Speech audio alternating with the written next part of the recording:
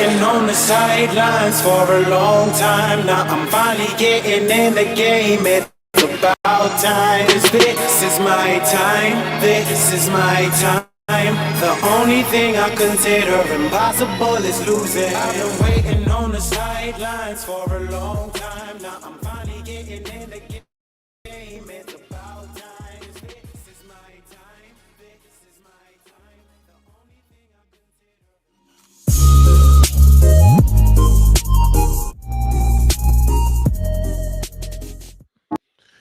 What's up, ladies and gentlemen? Welcome back to TD Fans Talk, home of the real Miami Dolphin fans. Hit that like button on your way in the building. Let your friends and family members know about the channel. Thank you all for tuning in. What's going on, everybody?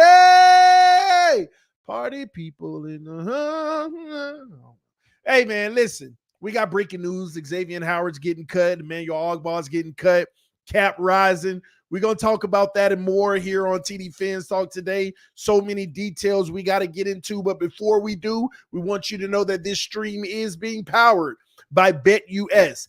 BetUS is giving you the opportunity to receive a 125% sign-up bonus with your first 3 deposits. It's always been 1, but now it's your first 3 deposits. You can get a 125% bonus up to $2,500, ladies and gentlemen. The link is in the description of the video. All you have to do is enter code JOIN125. All right, if you want to take advantage of that bonus.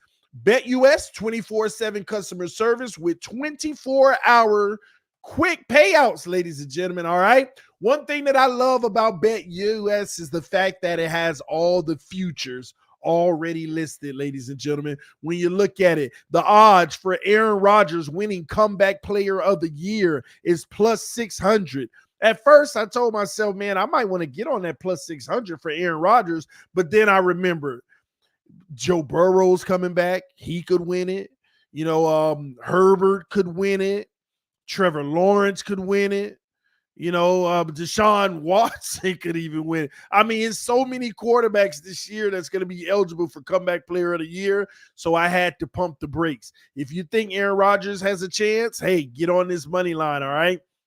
But listen, also the free agent destinations. If you want to take a bet on where these free agents will end up, Austin Eckler, Baker Mayfield, Calvin Ridley, Derrick Henry, and so many more, go to BetUS right now, ladies and gentlemen. BetUS is not just sportsbook, but it also has the casino as well. Just in case you're an individual that loves to play the slots, you want to play blackjack, all of those things, video poker, the races, whatever you like, BetUS has what you need. Remember, supporting our sponsors is supporting the channel thanks to BetUS. Let's go ahead and dive in. Y'all punch that like button.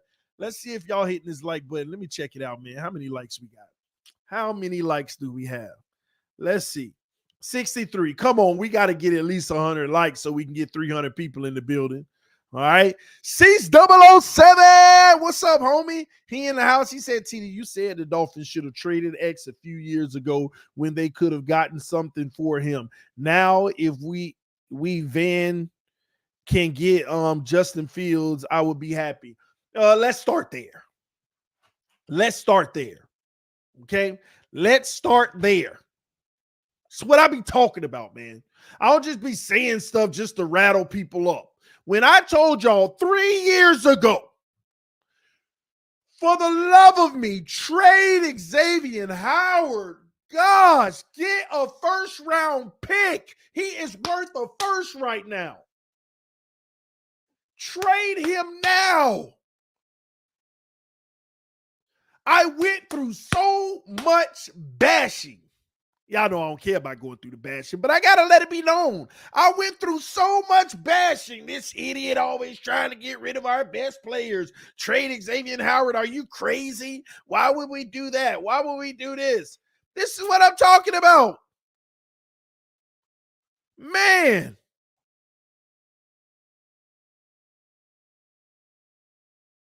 All right, love you. Now, listen, this is what I'm talking about. And I didn't want to trade him just because. I be telling y'all logical reasons to the things I tell y'all. It may sound crazy, but at least I give you the logical reason. I told y'all, why are we going to be paying Xavien Howard, who keeps getting injuries, but that ain't even a big issue. But a corner, he's already gone through his prime. And if he has any prime left, 1 or 2 years, maybe. But we're rebuilding. So why would we do that? Man, you got to pay X. He's going to be a big piece of our Super Bowl run. I told you, can y'all think about it? If we would have been traded X and we would have been had the 20-something million dollars on the book for the last few years, and we would have been had that additional first round pick, we could have filled one more roster spot. We could have had some way more money. If we would have just done this. And people get mad at me for calling out the things that should happen, that's best for the team. Do you notice that I'm always talking about what's best for the team? They try to say that I'm biased, that I got an agenda, but my agenda has always been what's best for the team. We may not like it because it may attack a specific player like Xavien Howard or Tua Tagovailoa, but I only talk about the things that's best for the team. And trading Xavien Howard 3 years ago when Baltimore was calling about him, when the Rams were calling about him, when there were a few teams, the Lions were calling about him, when I reported these things a few years ago. It was always best for the team. I told y'all X is out of his prime. He was about to get out of his prime. Those injuries starting to stack up. And on top of that, corners don't last long in the NFL. Now, if he ended up becoming one of those rare breeds, then good. But it's highly unlikely. We could have had more for him. We could have had another stud on this roster with more money. Xavien Howard's deal alone wouldn't have put up in the cap situation that we're in now. But here we are today, facing this situation where we have to cut him post June 1st. We save a lot of money, but we still got to deal with dead cap for the next 2 years. We're still going to deal with dead cap for the next 2 years. 7 or something like that this year, 15 next year, whatever. Still got to deal with dead cap. I just want what's best for the team overall, ladies and gentlemen. But here we go. This is the situation that we're in now. Okay? So, what does this tell you, though? Cam Smith is our starting corner right now. Cam Smith is our starting corner. Listen, ladies and gentlemen, everybody want to live in an optimistic world. Yeah, that's fine. That's all good. But Cam Smith hasn't proven anything in the NFL. We got a coach who's a proven coach who's highly respected in the NFL of knowing talent and knowing how to operate a defense, who didn't even believe in him, didn't even let the man barely get on the field. That's already an indictment. So these people that want to walk around and be like, Cam Smith's going to be good, you're just being optimistic. That's all you're doing. You have no evidence or any backing to suggest that he will. And a matter of fact, you have more of the latter to suggest he won't. But that's what we're dealing with going into next season. So will the Miami Dolphins make a move and try to bring in another corner? Will that corner even be good enough to start, or will they roll the dice with Cam Smith? It's that simple.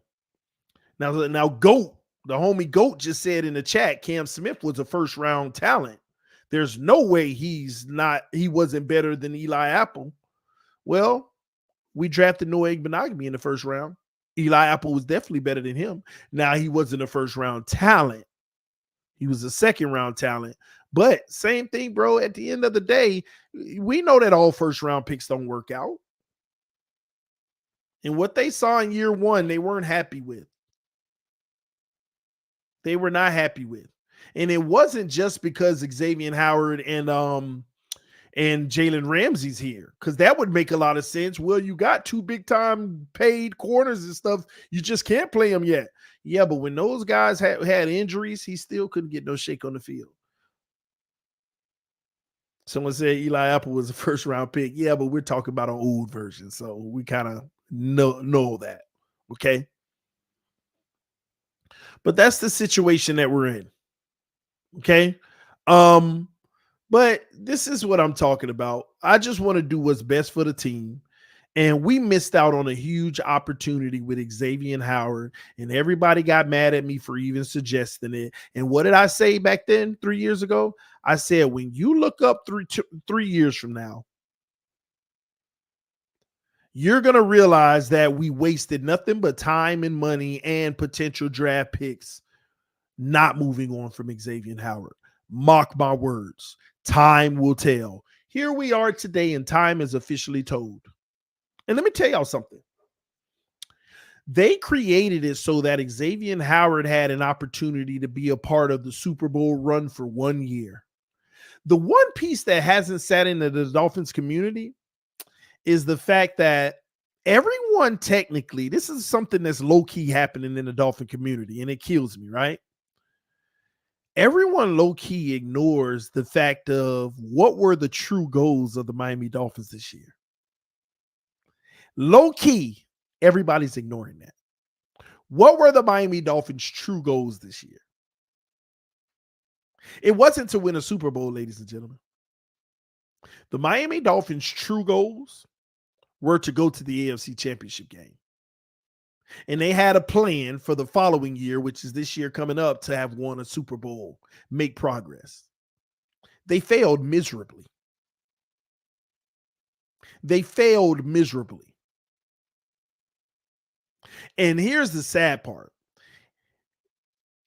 Say the Miami Dolphins this year win a playoff game. People will think that's progress, not realizing the whole team is about to be stripped next offseason. Not the whole team, but the core, some of the core pieces on the team is going to be stripped next season. Stripped. It's that simple. And it's going to be interesting of our future. I'm just trying to tell people that we are not far away from what we used to be in the early 2000s and the mid 2000s. 2002, 2008, 2013, 2019. We're so close to being right back in that purgatory of, all right, let's get a few free agents and go in the draft. That 7-11 win team. We are so close to being right back there. And barely making it to the playoffs if we do, and getting bounced in the first round. It's just, I feel like our immediate future has maybe a first round win attached to it coming up, and people are going to think that's progress. Conventional wisdom tells you it is progress, but not for what we tried to do. It will be a massive failure. The team's goal this year is to win a Super Bowl because they know the way they built this team, they got to do it now. They got to do it now. And how much closer are we to winning a Super Bowl now? It looks like with this offseason, we might get even further away. Let's see how Chris Greer maneuvers the Christian Wilkins situation. Let's see how he maneuvers the Connor Williams situation and the Robert Hunt situation. Everyone wants to come out here and sell false hope or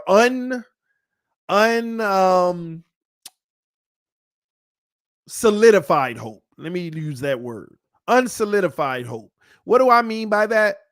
We could be hopeful about anything, but we need to recognize when the hope that we're having is unsolidified. There's no basis behind it that makes us feel like it's going to be better. Let me give you an example. Everybody's talking about, draft the center. You know, the best center in the draft that's coming out. He's going to be a day one starter, and he's going to take over for Connor Williams. What are the odds he's going to be better than Connor Williams when Connor Williams is already the number one ranked center in the NFL? Number one ranked in the NFL. And we're trying to make it seem like drafting the best center in a draft is automatically going to be better. That's not how it works. He might be great. He might be the best thing ever. But the odds technically aren't there. Y'all hit that like button, all 400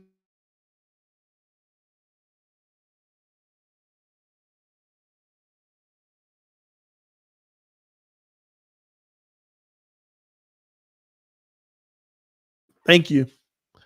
But yeah, man. But yeah, that's where we are with it. Okay.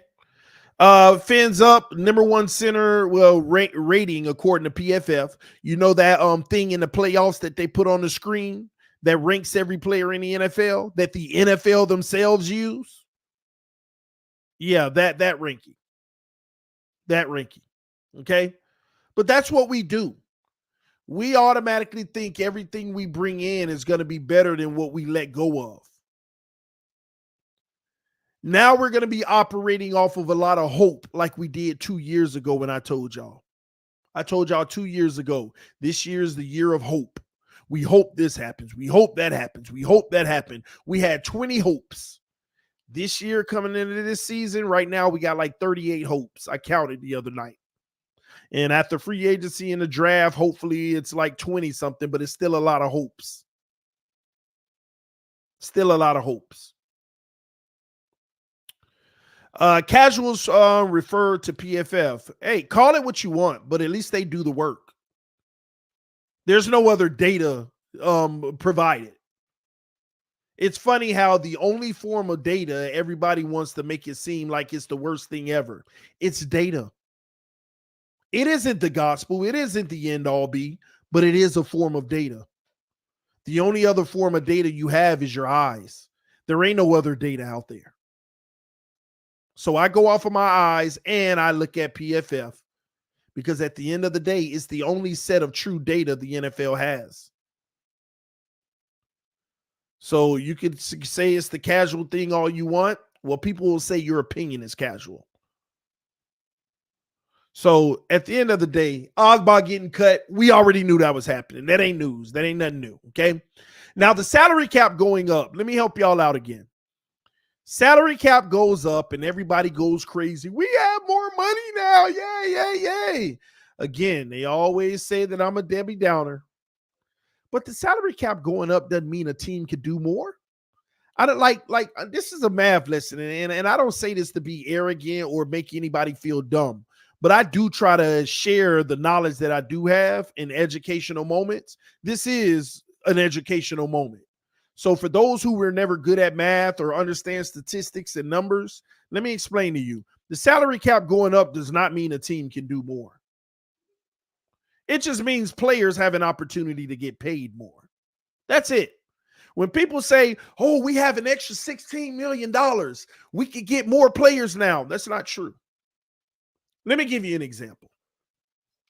Say you had $20 million of cap space and you wanted to go get a center for $10 million and you wanted to go get that center for in a guard for $10 million.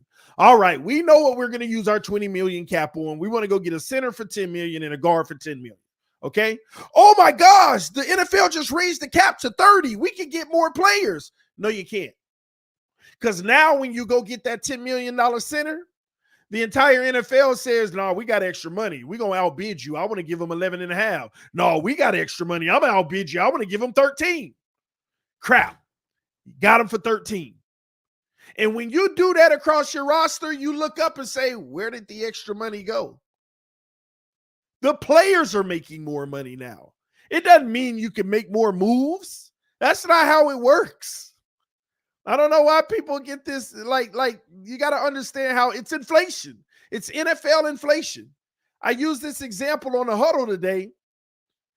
If you want to raise minimum wage from $10 to $20, everybody would celebrate. Yeah, my minimum wage is going up. I'm going to make 2 times the money I had. But now your rent goes from $1,000 to $2,000. Your gas goes from $2 to $4. Your eggs go from $3 to $6. And you look up and you buy the same items you used to have, and you'd be like, where's the extra money that it's supposed to go up? That's the same scenario. This is why, not to get political, this is why I never understand that minimum wage increase. Everybody's going to increase the prices. If a waiter's making $10 an hour and now they're making $20, that $7 meal is going to be $14. That's just how it works. Inflation, that's how it works in the world. So it's crazy. Like, people don't understand numbers. But in your mind, oh, they're going to raise minimum wage. Yeah, I love them. You don't get it. You don't understand how numbers work, statistics. And nothing's wrong with that. Everybody ain't math people. I've always been a math person. I was, not to be cocky, but I was that, second grader. You know how your teacher used to give you that sheet on your desk with 100 questions, and you just going through it. You're going through it, and you flip it over, and you sitting there for 15 minutes waiting on everybody to finish. Yeah, that was your boy. Multiplication, division, everything. I love math, always have. But I can see through numbers and raw data to tell you what's the true fact and a false lie, of true lie and a false fact. Okay, so the salary cap going up, it only benefits like franchise tag players because theirs don't go up. It helps you with that situation. And just in the immediate, next year, it'll be higher anyway. Those type of things, okay? So when everybody's celebrating, oh, we got more wiggle room. No, you don't. The price of everybody just went up. If Henry could have got 8, now his agent's pushing for 8.7. If Christian Wilkins could have got 24, he might be pushing for 26 now. The price for everyone goes up now when the salary cap goes up. All right? But listen, man, I'm about to get out of here. I got some stuff to do. I might go live again later tonight and do a panel. I've been preparing some stuff because I'm starting my new schedule next week. TD in the morning. My morning show is going to start next week. My podcast is going to start next week on Monday, Wednesday, and Friday night at 10 p.m. So we're doing a late night podcast, and it ain't got nothing to do with sports. Okay. That's going to be on my Tony Dow channel. That's my name. All right. But yeah, I'm finna get up out of here. Just wanted to share that with y'all, give y'all a little education on some of this stuff. The post-June 1st designation for Xavien Howard, I had to go look it back up because I've been explaining it wrong. I used to know it, but I forgot because I've been explaining it wrong this week. But the post-June 1st designation, you can't use the money, nor will it come off of your cap until June 1st. But the player is technically cut. Okay? Love y'all. Appreciate y'all. I'll be back later. Let me hit this super chat real quick. Thank you, Ryan said, well, look at the last 2 highest graded centers in the past draft. Creed Humphrey and Tyler Linderbaum, they both panned out. But centers are easy to find, though. That's why most teams don't invest money nor high draft capital on them. You can get a solid center in the NFL. It's not very hard. That's why a lot of people don't, move heaven and earth to get them. So just FYI, same thing with Connor Williams. You see, we got him. We didn't have to move heaven and earth to get him. So with that being said, I don't think it's a main priority. You could find a solid center. Okay. All right. And who knows? You might look up and they might be riding with Liam Eichenberg at center. All right. Love y'all. Appreciate y'all. I got to go. See y'all soon. Peace. I'm out.